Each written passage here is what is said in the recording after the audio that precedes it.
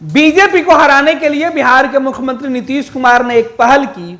पटना में सभी विपक्ष के नेताओं को बुलाया। वो तारीख थी 23 जून की। नीतीश कुमार के प्रयास की वजह से जो असंभव सा काम दिख रहा था वो संभव हो गया। उस वक्त लालू तेजस्वी ने नीतीश के साथ पूरी मजबूती के साथ विपक्ष के सदस्यों को एकजुट करने का बीड़ा उठाया और नतीजा रहा कि देश भर के विपक्षी नेता पटना पहुंचे। नीतीश ने काफी गर्मजोशी से स्वागत किया था, लेकिन जब बैठक खत्म हुई तो नीतीश सहित तमाम नेताओं के चेहरे पर मुस्कान थी कि पहली बार कुछ ऐसा हुआ है जिसमें विपक्ष के नेता एक साथ मजबूती से खड़े हैं। लेकिन उस बैठक में अरविंद केजरीवाल जो दिल्ली के मुख्यमंत्री हैं वो उस वक्त नाराज होकर पहले चले गए। कारण निकलकर सामने आया कि कांग्रेस पार्टी ने दिल्ली के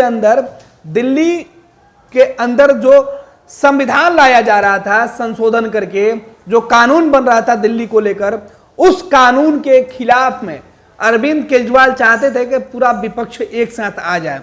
लेकिन उस वक्त सदन में अरविंद केजरीवाल का साथ देते हुए कांग्रेस नहीं दिख रही थी और दिल्ली के लिए कानून बन गया, जिस बात को लेकर अरविंद केजरीवाल काफी नाराज हुए थे। बाद में मान मनोबल का दौर भी चला और अगली बैठक की तारीख तय कर दी गई। पहली बैठक में यह तय हुआ था कि जल्द ही नीतीश कुमार की अगुवाई में देश भर में तमाम विपक्ष के नेता एकजुट होंगे। नीतीश कुमार के प्रयास के बाद यह असर हुआ कि देश भर के विपक्षी नेता एक मोर्चा पर आने के लिए सहमत हो गए। पहले 17 से 18 दल एक हुए थे, लेकिन अगली बैठक में उनकी संख्या बढ़ गई। नीतीश कुमार बेहद खुश थे कि उनका प्रयास सफल हो रहा है और देश में बीजेपी को रोकने के लिए, नरेंद्र मोदी को हराने के लिए एक मजबूत विपक्ष की भूमिका दिख रही है। अगुवाई करने का मौका मिलेगा।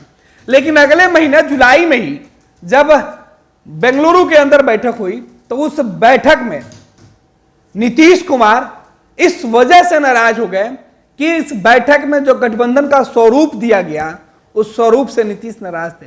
नीतीश कुमार ने कहा कि कांग्रेस ने जिस तरीके से, राहुल गांधी ने जिस तरीके से इस गठबंधन का नाम इंडिया रखा, इससे जो साउंड करता है वो एनडीए की तरह करता है और इंडिया नाम नहीं रखा जाना चाहिए था। हालांकि बाद में नीतीश सहित तमाम लोगों ने इस बात पर सहमति दे दी कि ठीक है, जो नाम है सो मान लिया गया, क्योंकि राहुल गांधी ने प्रपोजल दिया था, खड़गे ने उस पर सहमति जताई थी और तमाम लोग एक हुए थे। बाद में कांग्रेस ने कहा कि बीजेपी इंडिया के नाम से घबरा गई और इसीलिए देश से इंडिया शब्द हटा दिया गया।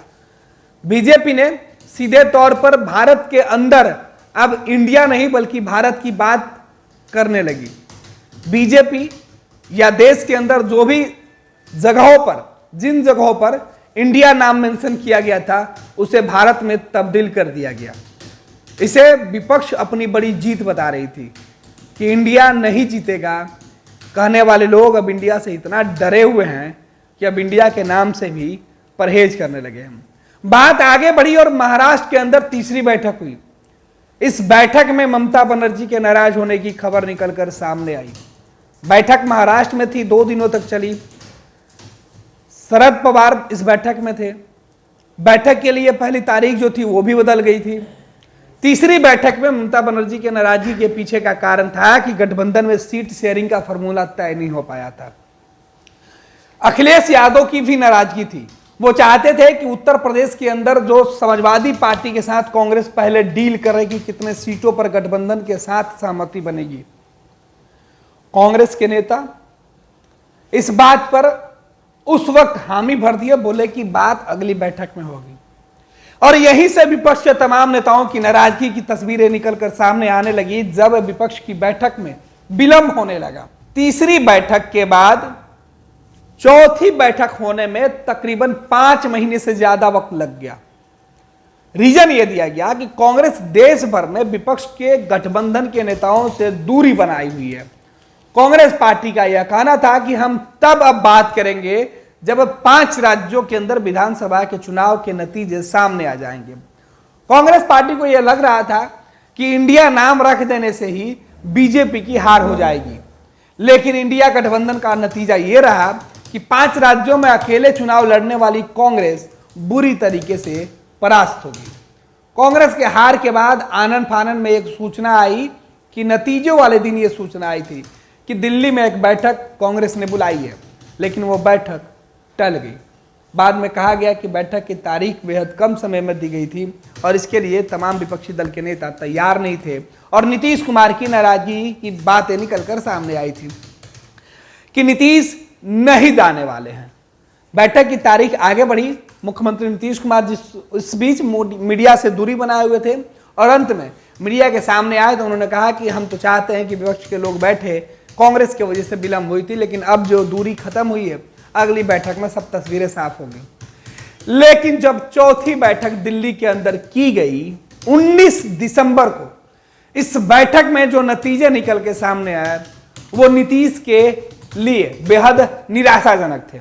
नीतीश कुमार इस बैठक में नाराज हुए, लालू प्रसाद यादव भी नाराज हुए और नीतीश और लालू इस बैठक के प्रेस कॉन्फ्रेंस को अटेंड नहीं किए। हालांकि इसके पहले भी जब बेंगलुरु के अंदर बैठक हुई थी तो नीतीश कुमार बैठक में शामिल नहीं हुए थे प्रेस कॉन्फ्रेंस में, और प्रेस कॉन्फ्रेंस के बगैर निकल गए थे। तो अब कहा गया था कि उनका ट्रेन, माफ कीजिएगा, उनका जो टिकट था जहाज का वो था और उनकी फ्लाइट थी, इसलिए वो निकल गए थे।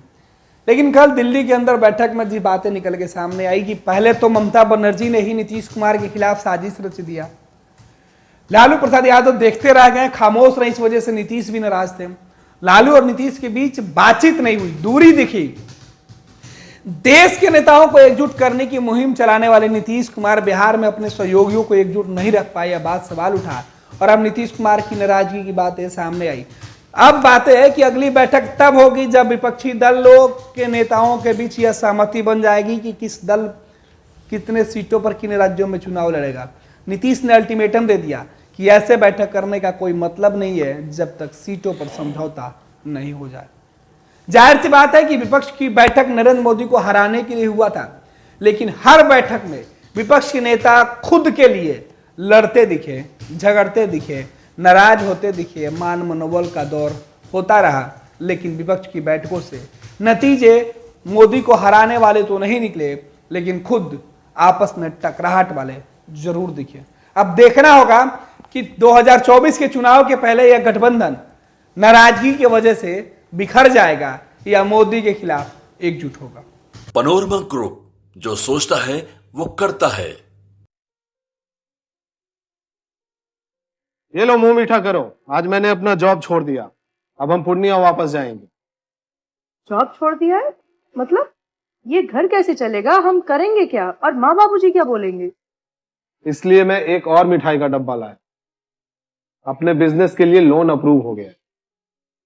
अरे लोन अप्रूव हो गया वो तो ठीक है, लेकिन पूर्णिया में हम रहेंगे कहाँ? अपना घर भी तो नहीं है वहाँ। इसलिए तो एक और मिठाई का डब्बा अलग से लाया हूँ। हमने पूर्णिया में घर ले लिया है, पूर्णिया के ई होम्स पैनोरमा में। पूर्णिया में पैनोरमा ग्रुप लेकर आए हैं ई होम्स पैनोरमा। बड़ा घर, आलीशान जिंदगी और अत्याधुनिक सुविधाओं के संग। अरे अब क्यों मुंह मीठा करवा रही हो? क्योंकि हम घर वापसी जो कर रहे हैं। घर वापसी की खुशी पूर्णिया में ई होम्स पैनोरमा के संग। E homes panorama, luxurious lifestyle redefined.